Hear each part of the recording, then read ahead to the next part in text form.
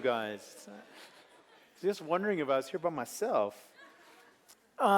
If you have your Bibles, I'm going to ask you to open them to the book of Exodus, chapter 1. We continue on in the book of Exodus. Have you ever been trapped? Have you ever been stuck in a place that there was literally no way out? It's a little scary. One of the first times we went to Panama, we had a small team, maybe 7 or 8 people, and we stayed in a hotel that we later found out we probably shouldn't have been staying there, but we were staying there anyway because we didn't know the country very well. And so they have this little tiny elevator. And so we just all piled into this elevator, and one of the guys in the hotel piled into the elevator. We had this elevator jam-packed, and we hit the up button. And it's not a good thing when you hit the up button and the whole thing goes down. And it went down about 3 feet, and the doors didn't open, and we were elbow to elbow, shoulder to shoulder, inside an elevator in Panama. And for a moment I thought, this could be really, really bad. Just stuck in an elevator. Not that the company was bad, but it was just so claustrophobic and so tight, and thank the Lord somebody came and pried the doors open and we got out. But it was a terrible feeling, that feeling of being trapped, that feeling of being, just, oh man, I don't know what we're going to, and the glorious thing about when those doors opened and we got to climb out of there and we were delivered. And when I think about how bondage feels, I think that's a lot how bondage feels. It feels like there's really no escape. There's no way out. There's no answers. And in fact, sometimes that bondage turns into something where you start treating it like, well, this is just normal. This is just the way it's supposed to be. And in fact, no, nothing could be further from the truth. You're in bondage, and God doesn't want you there. And there are ways out. And it's important to understand that the Bible teaches that. And in fact, we come to the book of Exodus, and the whole really story behind the book of Exodus is the fact that it's the story of deliverance. It's the story of how God delivers his people. And that story, in a lot of ways, mirrors your relationship and my relationship with the Lord. How he wants to deliver us, and he does deliver us. In fact, the theme of the book, given by one of my my professors, he was a little prophetic. He was a really good guy. But he coined this phrase for the book of Exodus, and that is, by blood and by power, God delivers his people from bondage to a relationship. And that's really the story of the book of Exodus. By blood and by power, God delivers his people from bondage to a relationship. And so as we start studying this book, the book of Exodus, we're going to see a lot of mirrors. So, Exodus is like a typology. It's a picture of the things that God has done for us in the New Testament, in the Old Testament. And so when we get to the book of Exodus, actually the word Exodus means exit. And so if you go to Greece, you look over doors, you'll see the word, if you know your Greek alphabet, you'll see the word Exodus. And that means it's the exit, it's the way out. And that's what Exodus is. It's the way out. It's God's way out for his people. Now, as far as time goes, we just finished the book of Genesis last week, chapter 50, and it took us, I think, over a year to get through that book. But man, what a glorious... I don't know if you had a good time with Genesis, but I had an amazing time with the book of Genesis this time through, and I'm looking forward to the book of Exodus as well together, and even the book of Leviticus. But when we left Exodus, we get to Genesis, we get to Exodus 1, understand there's about a 400-year period of time that has passed from the last events we saw in Genesis 50 and what we see in Exodus chapter 1. Now, Moses is the author of it all, but he's connecting these two dots together. The first 5 books of the Bible are called the Tanakh, or the Law of Moses. It's his collection of books that really form one unit, and we need to understand that. And so Exodus basically picks up where Genesis left off. And so what we see in this book is, well, we saw Jacob, or Israel. He passed away. He went home. He was gathered to his fathers. And then we even saw Joseph saying his goodbyes. But now we pick it up generations later, and a lot of things have changed. This group of people that had come down from Palestine, from Canaan, and have planted themselves in Egypt in a place called Goshen, if you remember, and we'll talk about that in a minute, how significant that was. That group of people has gone from being a favored status people to a disfavored status people. They've gone from being a family of royalty to a band of slaves. Things have changed a lot. Time has a way of doing that in a lot of people's lives. Things don't stay the same. Have you noticed that? Things don't stay the same. As much as we want to cling, sometimes you want to leave things behind and you want them to change fast, and other times you want them never to change, but no matter what it is, it's going to change. Things don't stay the same. And so things aren't staying the same for the people, and it's all by God's design. And so let's dive right into it. Verses 1 through 7, we see the beginnings of this nation that God promised would take place. Verse 1, now these are the names. Now stop right there. Now these are the names. What's significant about that? Because in the Hebrew Bible, that would be the title of this book. These are the names. It isn't in Hebrew, Exodus. That's the Greek version, the Septuagint version. But the original language, Hebrew, the title of this book is These Are the Names.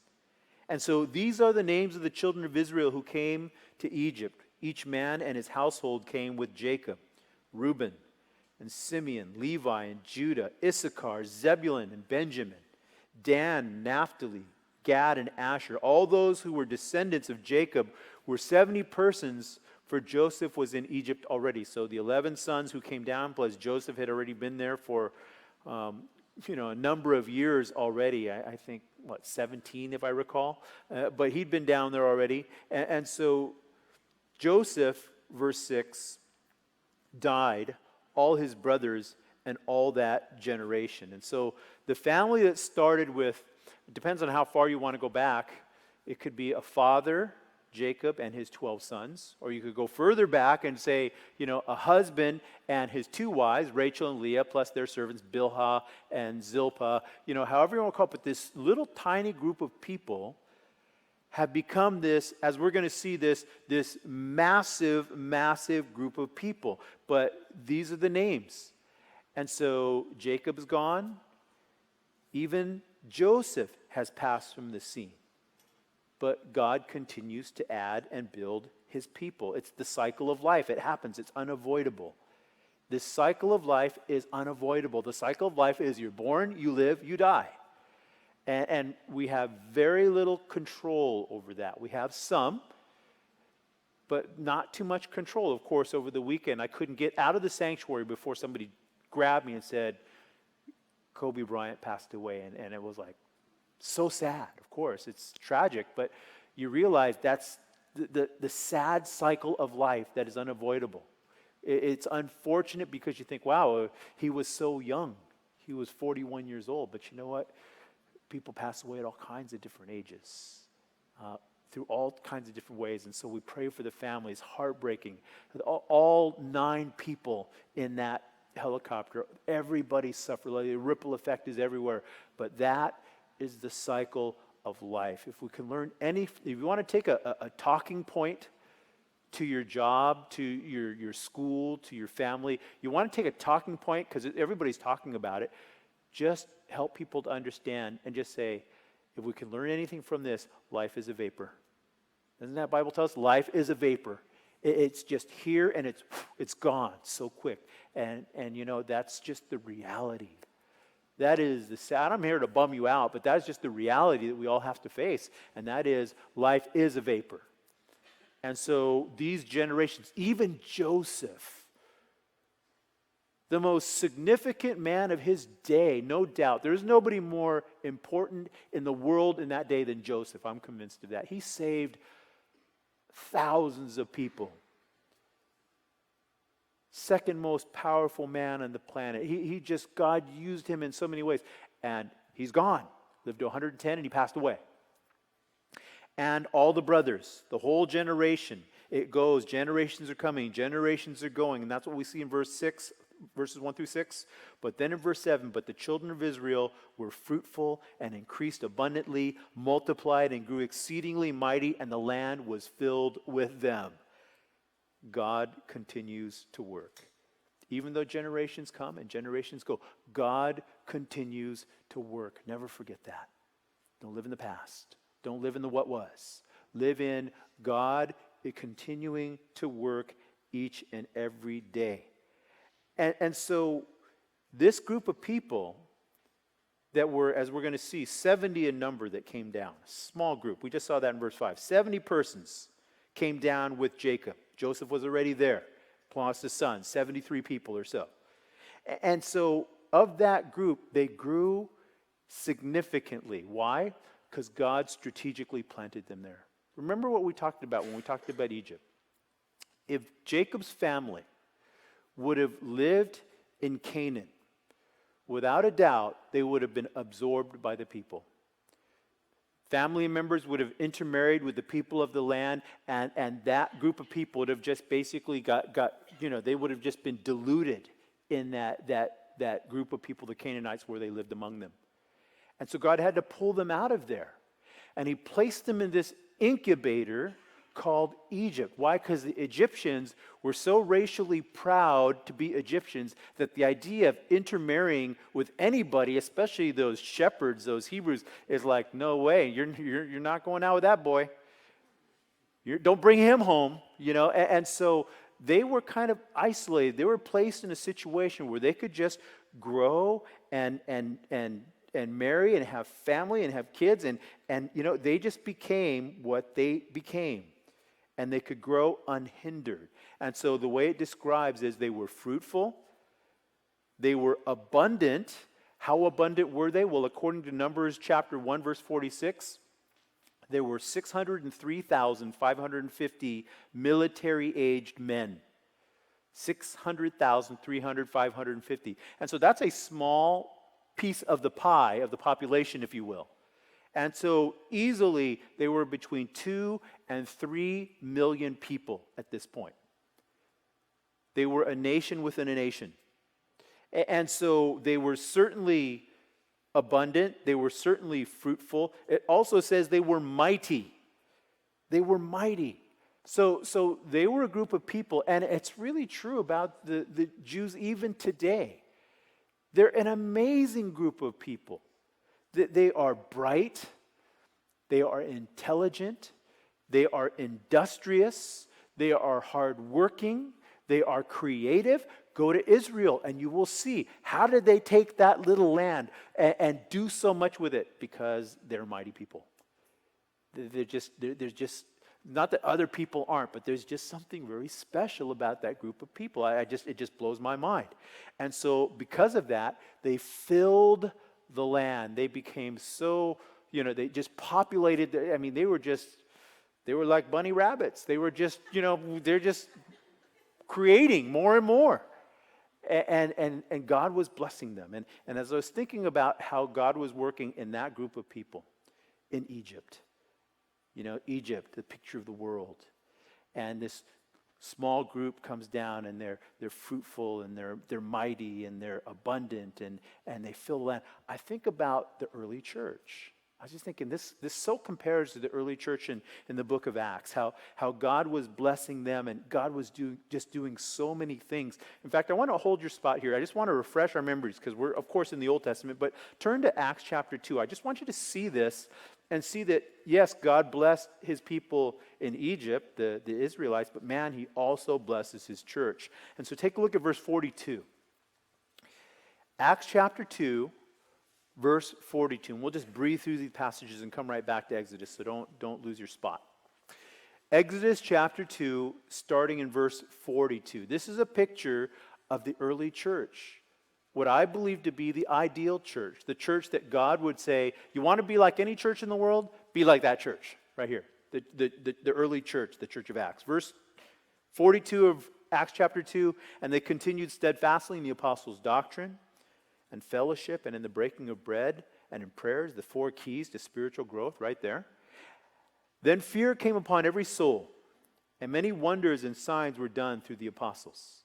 Now all who believed were together and had all things in common, and sold their possessions and goods and divided them among all as anyone had need. So continuing daily with one accord in the temple and breaking bread from house to house, they ate their food with gladness and simplicity of heart, praising God and having favor with all the people. And notice this, and the Lord added to the church daily those who were being saved. And so it didn't take long before they filled Jerusalem.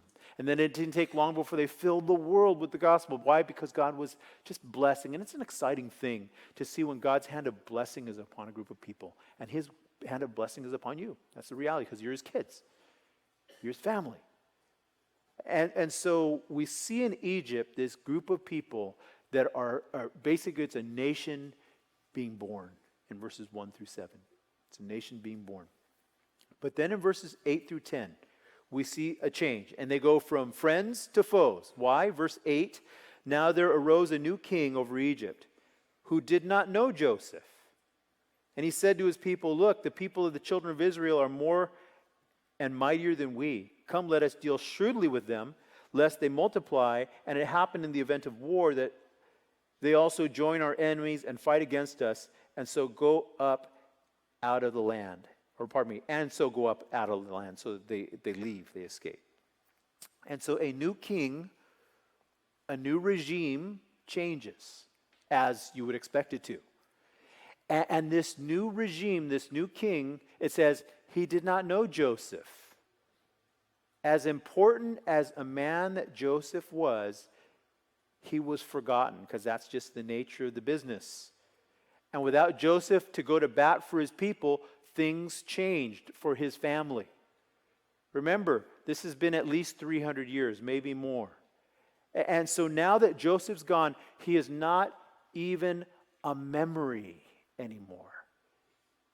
I mean, if I asked you to name a president from before 1800 that wasn't George Washington, how many could you name? Ron can name all of them because he's got a very good memory. But the rest of us normal people with normal memories, I would have a hard time like with one or two of them outside of George Washington. I mean, I did sleep through history, so I have to admit that. But people forget. No matter who you are, people forget. And so as important as Joseph was, they forgot him. When they forgot him, the gratitude they have towards him, then you know what? They forgot, and all of a sudden his people became nothing and nobody. See, this new king did not know Joseph. Understand that every person starts off as a blank slate. Every person starts off as a blank slate. You're not born in Egypt going, yeah, I already know who Joseph is. You're born as a blank slate. Somebody had to tell them about Joseph before anybody would ever know how that story, his accomplishments, his significance would be carried on to another generation. And in the same way, that is such a learning lesson for us. Because every child is born a blank slate. And on top of that, it's a blank slate with a sinful nature. That's a bad combination. But that blank slate, if it doesn't have imprinted upon it the importance of Jesus, then you know what? It won't happen automatically. It doesn't happen by itself. Parents, grandparents, uncles, aunts, big brothers, big sisters, imprint upon the people in your life Jesus. It won't happen by itself. It has to be done on purpose because they don't know Joseph and they don't know Jesus. And so they need to be taught and trained. Now, this growing group, this nation within the nation, this nation of Israelites within the nation of Egypt, were causing fear in Egypt. And the reason why is because Egypt did not know God. And so Egypt is governed by fear and governed by the desire to maintain and keep power.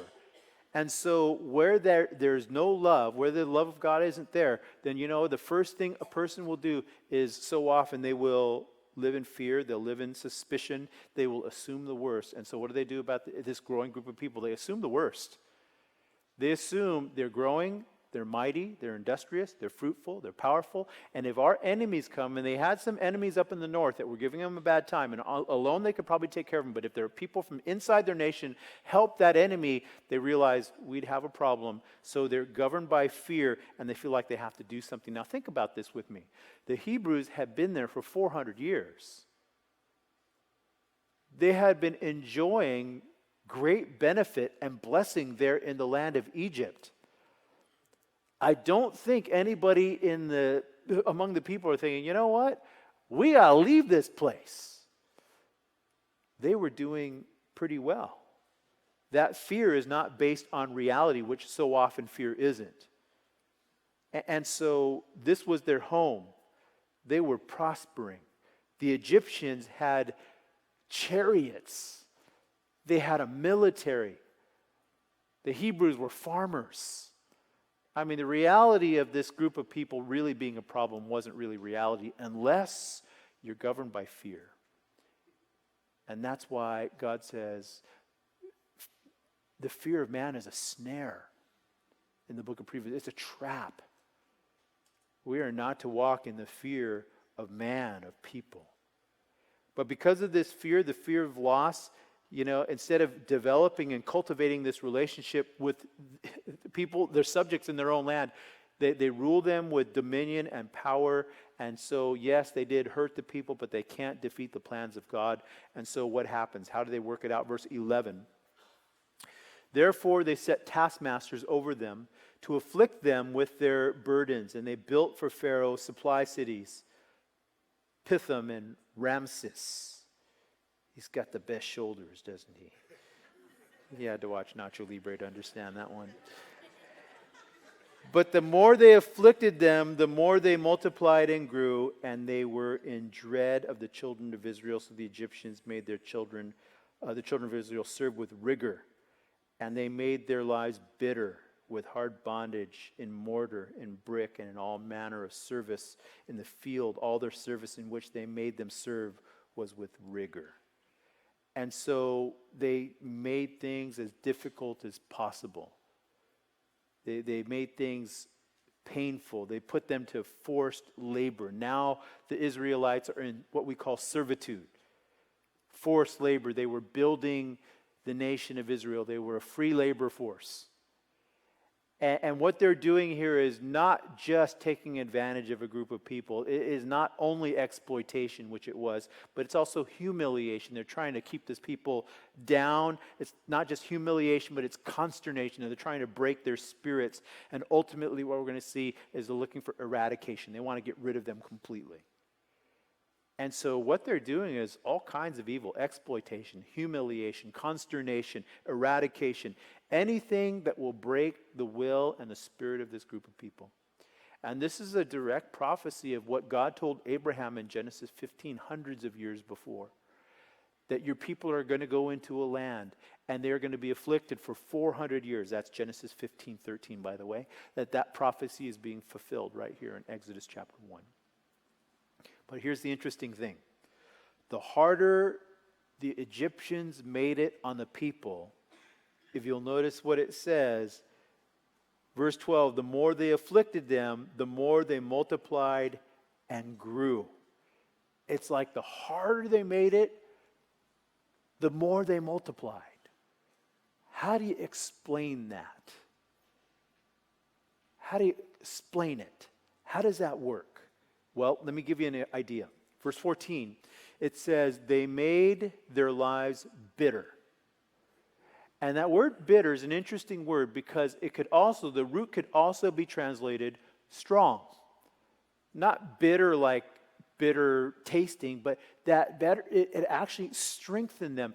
And the things that were happening, the things that were going on in the people's lives, the afflictions and the problems that the Egyptians were pouring upon the Israelites were actually strengthening them. It always works that way. People don't understand that. That when God's people go through difficult times, they are actually strengthened, not beat down. You're going through hard times right now. Why is this happening, you're saying? Because God is strengthening you. That bitterness is strengthening you. We see that again in the book of Acts, right? Again, so many comparisons. In the book of Acts, when the Holy Spirit came upon the church and things are just going awesome. They're filling Jerusalem with the gospel. People are getting saved. There's thousands of people getting saved at one outreach. It's amazing. And so what does the enemy try and do? He tries persecution. We're going to see in a minute. Stop preaching the gospel. And what happens? It goes crazy. Persecution. Saul comes and he tries to persecute the church, and it explodes even more. And so not the best, but the most effective thing the enemy did was not to persecute the church, but to join the church. He did a lot more damage by joining the church than he did by persecuting the church. It said that persecution, the blood of the saints, is the seed of the church in the New Testament. Those difficult things helped the church grow. Just like the difficult things that happen to you and I, they help us grow as believers. And believe me, I go through it just like you do. Learn to embrace those difficult things. There are times that I say, I hate being me right now. Maybe you say that everyone, I hate being me right now, but you know what? Embrace it. Because God is doing a work. He is really doing a work. And so, things are happening, but then in verse 15, because the persecution is not working, notice what goes on to happen. Verse 15, then the king of Egypt spoke to the Hebrew midwives, of whom the name of one was Chiffre, and the name of the other was Puah. I got a new dog, so that just has a whole new meaning for me right now. But it's actually, those two names have a Hebrew root to them. And Chiffre means beauty, and Puah means splendor.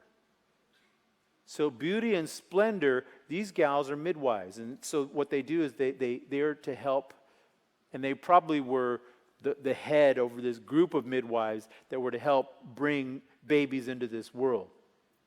But notice what happens in verse 16. And he said, when you do the duties of a midwife for the Hebrew women, and see them on the birth stools, if it is a son, then you shall kill him.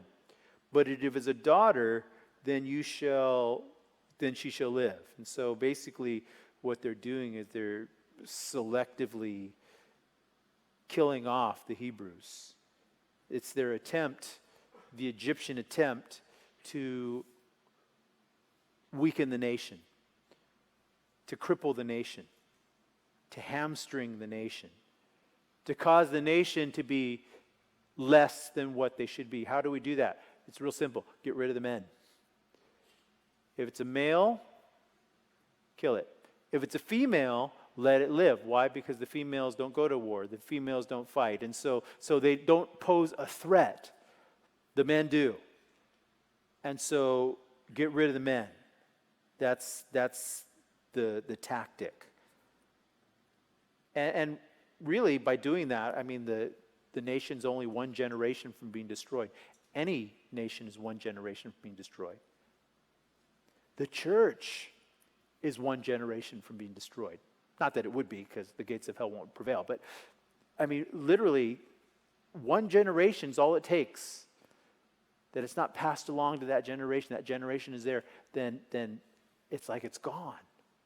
And so they are, again, that's that ultimate eradication that they're trying. But the philosophy the enemy uses there in Egypt is the same philosophy the enemy uses today. And the philosophy is very simple.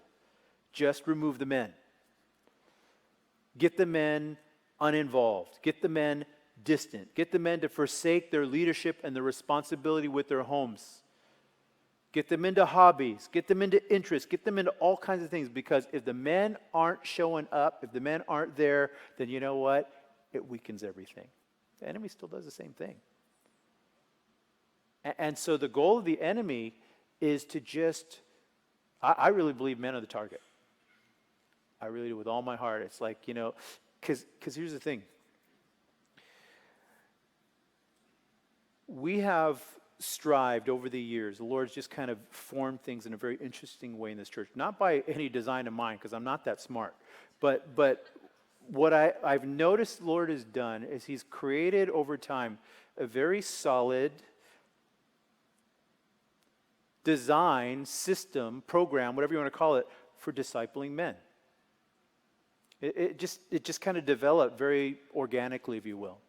And so we have an early discipleship class where men can come in at any place and just kind of wherever you're at, and they start walking you through growing with. And then after they complete that and they complete it well, then I meet with these same group of guys that complete that for 6 months, and we call that SLAM. And for Saturday mornings, we get together 6 a.m. We just have the greatest time. The conversations are very lively, let's put it that way. And we have an amazing time of just talking through the Word of God and taking in some other things. And we spend about another 6 months doing that. And the guys that complete that, they can go if they want to and take on School of Ministry. And that goes about 1.5 years, 2.5. It goes a long time. And it takes them even further. And then if they finish that and somebody's completed that whole thing, then I'll take you if you want to keep going, and we can talk about what it takes to plant a church. And I've taught that a couple times, and the guys have actually gone out and done stuff. It's exciting. But you see, that's what the Lord has done, because I really believe that it's so important to develop the men. Now, I know that there will be women that say, well, how come you don't do that for the ladies? I've got that before, and I do understand that. Number one, because I don't really minister to the ladies very much. That's not really my calling. And the other thing is this, my belief is this: if the men are strong and they're godly, they create an environment for the women and children to continue to grow in their faith. I really believe that. When the men are doing their job and leading the way they're supposed to lead, it's like, yeah, people are in the Word. Yeah, they're in prayer. They're growing. They're discipling. And so it benefits everybody. But I've seen this.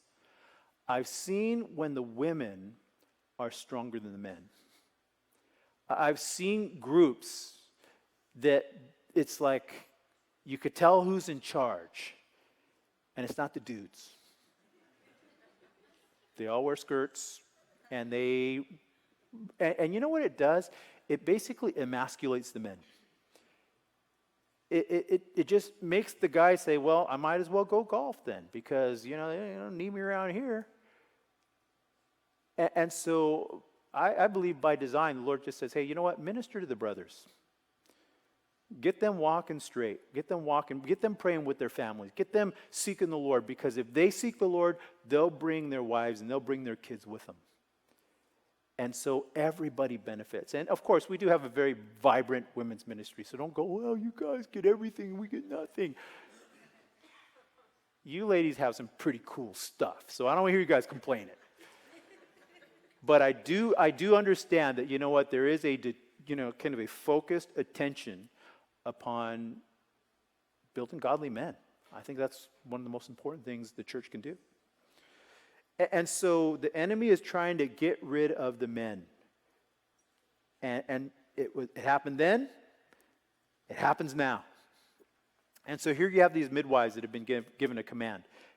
Just if you see a baby boy, I don't know how you would convince somebody to do this, but kill him. Now, verse 16, the importance of doing the right thing. And he said, or verse 17, pardon me, but the midwives feared God and did not do as the king of Egypt commanded them, but saved the male children alive. So the king of Egypt called for the midwives and said to them, why have you done this thing and saved the male children alive? And the midwives said to Pharaoh, because the Hebrew women are not like the Egyptian women, for they are lively and give birth before the midwives come to them. Look at them go, Wow. And sometimes that does happen. Sometimes those babies do come pretty quick. But I don't know if that is a lie, or I don't know if they were like, well, when you're on the way to a Hebrews, to help her, stop by Starbucks and get a big coffee and, take a break, give them a little extra time, because they obviously didn't want to do that. But what we have here is something, this is kind of the first appearance that I can think of in the Bible of something called civil disobedience. What is civil disobedience? It's the active, professed refusal of a citizen to obey certain laws, demands, or orders or commands of a government.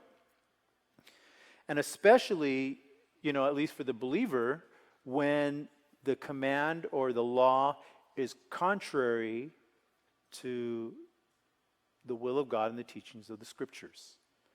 And when that happens, then, I think it says it so well. I'm going to give you two places to jot down.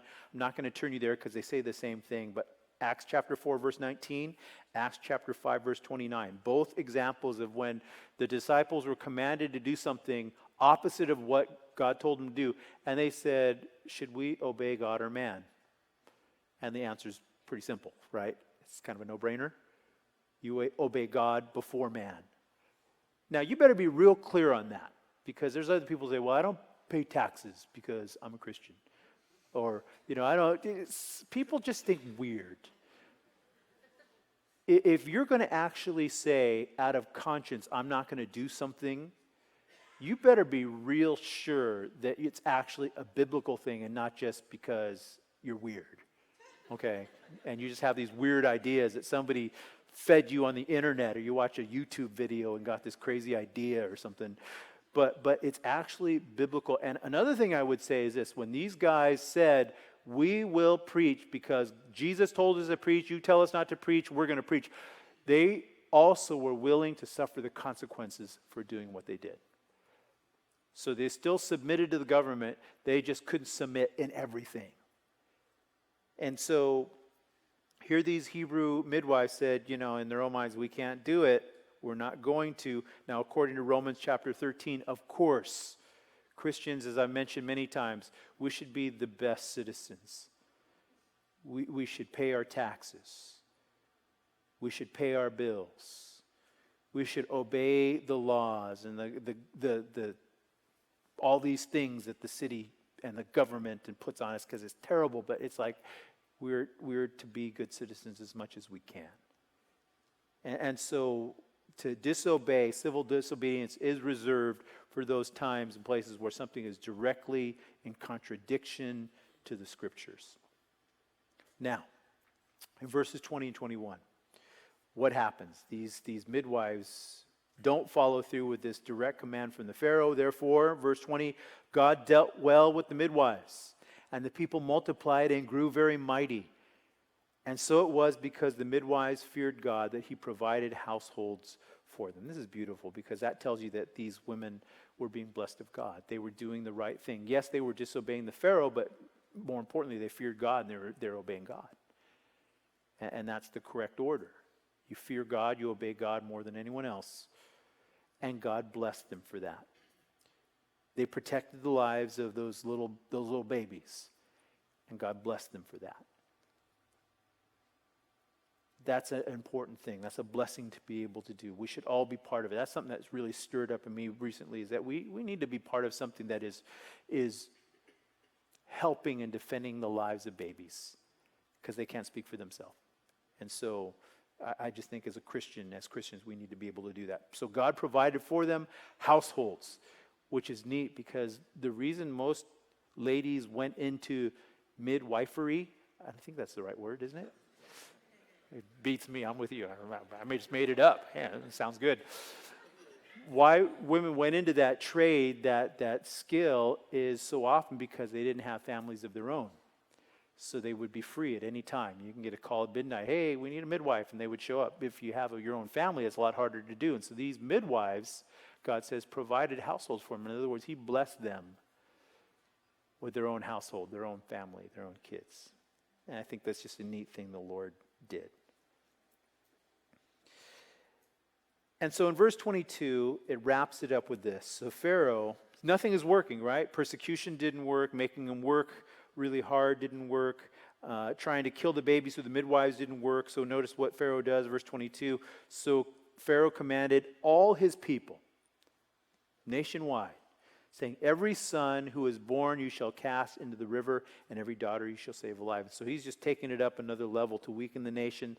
He put the whole nation, he said, every one of you can now commit infanticide. We're going to have ethnic cleansing. This is not the last time this happens, right? It happens so many times. This is the first. Devil's attempt to get rid of the line of the Messiah.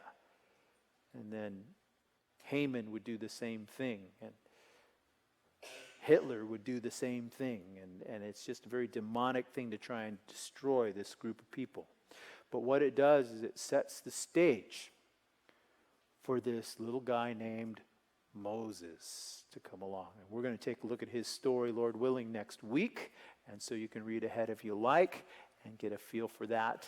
But I'm looking forward to what's going on with Moses. He does some pretty amazing stuff in the coming chapters. And so with that, why don't you join me as we pray. Father, we thank you again. We do pray, Lord, that as we wrap up this time, we thank you for your truth and your word, Lord. It does speak to us on so many levels, so many different ways, and we just need to hear from you.